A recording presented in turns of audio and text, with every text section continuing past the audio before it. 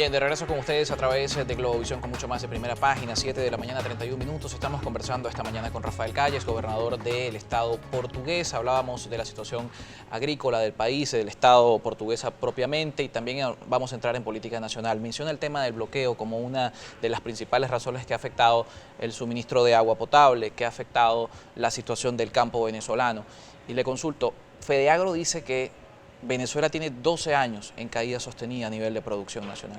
Las sanciones específicas contra PDVSA, podríamos decir, comenzaron desde el año 2017 y las presiones del gobierno norteamericano, podríamos decir, iniciaron también cerca del año 2015, 2016, viendo algunas consultas que podemos hacer tanto en LOFAC como también en el Departamento de Estado de Norteamérica. Hablamos de 12 años de caída frente a esta realidad. ¿Cómo entender que el bloqueo es la causa? Bueno, mira, la verdad que anteriormente lo hacían de manera muy diplomática, ¿no? Pero es simplemente meterse en cualquier Google, pues, y ubicar lo que dijo Chávez sobre la injerencia norteamericana. El golpe de Estado del 2002, quien estaba atrás del golpe de Estado era nada más y nada menos que el gobierno norteamericano. A pocas horas de que se dio el golpe de Estado, ¿verdad? La embajada norteamericana fue el primero en reconocer a un gobierno nefacto y de golpe de Estado como el gobierno de Carmona. Nada más ahí te digo que no es verdad que comenzó hace 12 años, comenzó hace casi 20 años, desde que Chávez llegó al poder.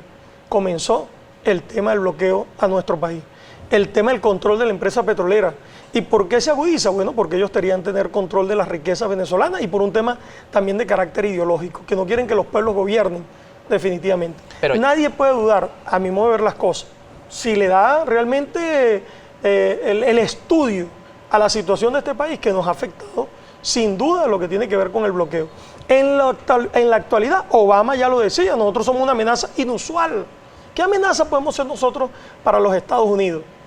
Ninguna amenaza somos nosotros para los Estados Unidos.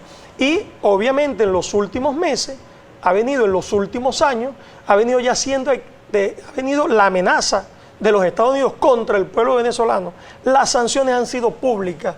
Anteriormente eran de carácter, vamos a decirlo, de manera diplomática, como lo hacían. Y en un principio de carácter personal, pero como en paralelo también quedan 15 años de control cambiario, regulación de costos y de precios justos, importaciones paralizadas en cuanto a maquinaria agrícola, que también es una denuncia recurrente. Venezuela tendría, según las organizaciones productivas, más de 6 años en los que no se importa un tractor. Bueno, mira, sin duda que aquí se hizo grandes esfuerzos y en los últimos años el bloqueo no nos los ha permitido. 2007-2008 se lograron sembrar más de 800.000 hectáreas en este país. 2007-2008, que estuvo la mejor repunte en nuestro país. Aquí nadie puede dudar de la equidad y la justicia social con que se han manejado las cosas. Donde hoy en día podemos tener universidades parroquializadas y municipalizadas. Podemos tener salud en casi todos los sectores de nuestro país, de una estructura construida por el presidente Chávez y acompañada, por supuesto, por el presidente Nicolás Maduro. Sin embargo, hay denuncias de escasez de medicamentos, ¿Cómo no? superior al 80%. Pero pregúntale al bloqueo cómo es. Vamos entonces a investigar de dónde viene el bloqueo. Nosotros vamos a comprar medicinas en el mercado internacional y no podemos.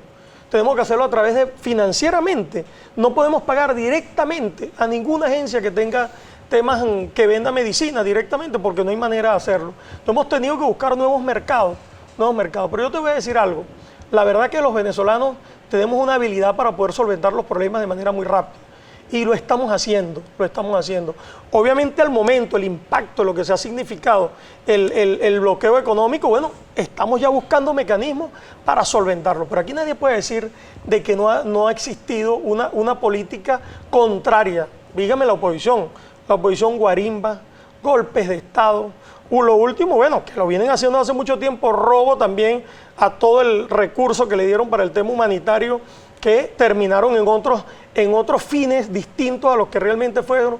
Cada vez que tenemos un presidente de la Asamblea Nacional es una guerra sin cuartel que tenemos que tener con los presidentes de la Asamblea Nacional en desacato. O sea, no digan como que a nosotros nos las han puesto fácil, o que hemos convivido. Todo esto deriva de un reclamo. En una paz. Todo esto deriva de un reclamo que no solamente tiene la oposición venezolana, sino que tiene también, y vamos otra vez al tema productivo, que es la bandera del Estado portuguesa, deriva de un Estado que no reconoce derechos humanos, que queda demostrado en el informe de la alta comisionada de los derechos humanos Michelle Bachelet, deriva de un Estado que en el caso productivo no reconoce al productor, no se reúne con el productor, expropia tierras, se hablan de más de 5 millones de hectáreas que fueron expropiadas en el caso productivo, un Estado que ha atentado contra un sector económico y que ha generado precisamente la preocupación de la comunidad internacional. ¿Cómo queda esa preocupación frente a esa realidad? Bueno, sin duda que la mayoría es parte de una campaña de descrédito en contra de nuestra patria.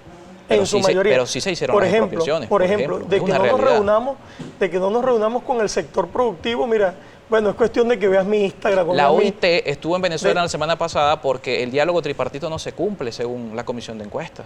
Bueno, porque nosotros tenemos que respetar en primer lugar nuestra Constitución. Nosotros nos pueden imponer Constitución y nuestra Constitución es muy clara.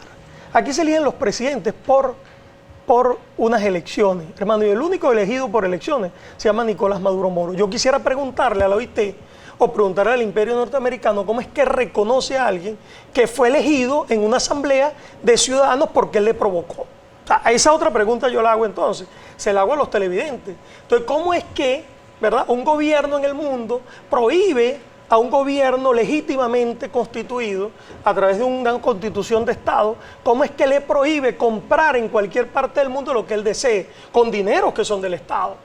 O sea, yo me hago la siguiente pregunta, ¿cómo es que entonces después que nos crean la problemática, después que nos crean una serie de situaciones contrarias a la vida, a la paz nacional, entonces ahora vienen a decir que tenemos problemas? Claro que tenemos problemas, claro que estamos en una crisis, pero una crisis producida específicamente por el gobierno norteamericano que ha venido a tratar de doblegar a nuestro pueblo por el simple hecho de pensar distinto y por el simple hecho de querer robarse nuestra riqueza. Pero ¿cómo quedan esas denuncias que le menciono? O sea, todas estas medidas de sanciones de la Unión Europea que se están planteando incrementar, si no se llega a un resultado concreto, que vamos a hablar del diálogo también, por cierto, Estados Unidos tiene presiones hacia el gobierno venezolano por una condición humana en Venezuela. En Venezuela tenemos cerca de 3 millones de personas que han abandonado el país porque tenemos un salario mínimo que es inferior a $5. Estamos por debajo del umbral de la pobreza según Naciones Unidas.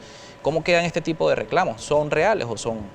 Bueno, mira, sin duda te repito, no es producto de la casualidad.